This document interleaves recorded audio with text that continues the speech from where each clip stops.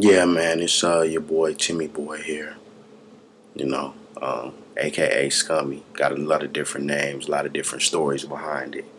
But anyways, my response to the Donald Sterling thing is, it was very offensive. It was very repugnant. It was incendiary. The things that he said. But I more want to focus on the Coon's response and the defense of someone like Donald Sterling.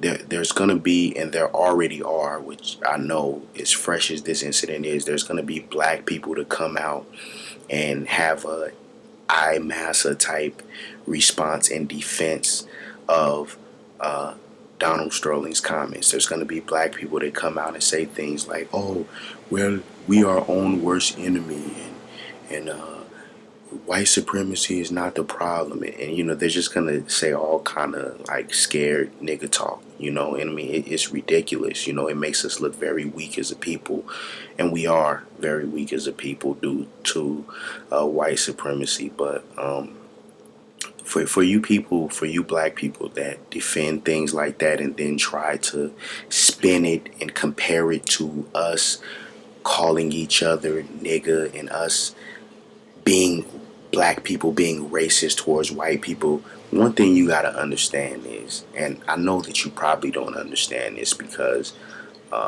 you just don't. I mean, it's beat into your head that you ain't shit for generations. So you're gonna try to find a way to defend people slapping you around. People was doing that in the civil rights era. You know what I mean?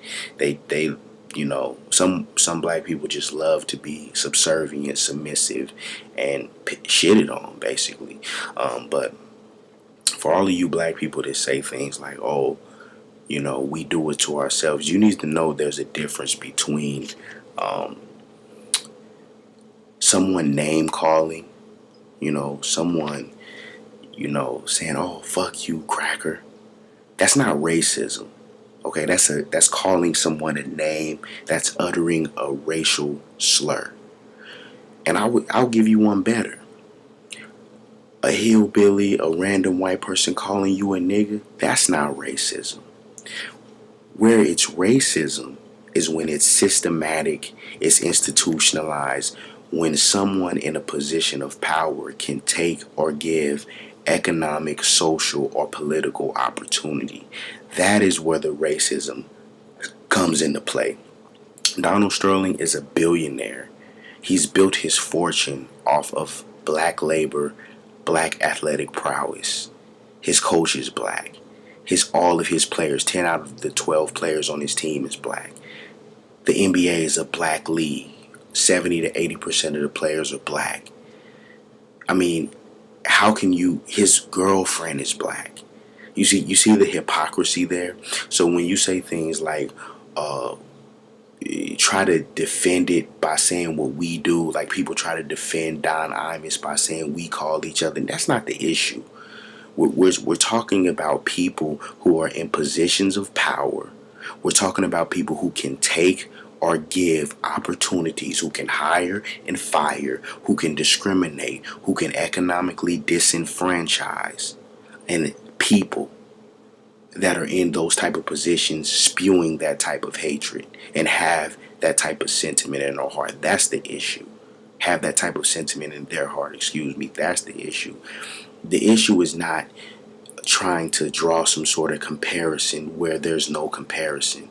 There's no such thing. Like, you can't draw a comparison like between some like random person like saying some racial slur. Like, I mean, that doesn't really matter. So yeah, black people have to get it together, but we first need to learn and recognize that there's no such thing as black racism or reverse racism.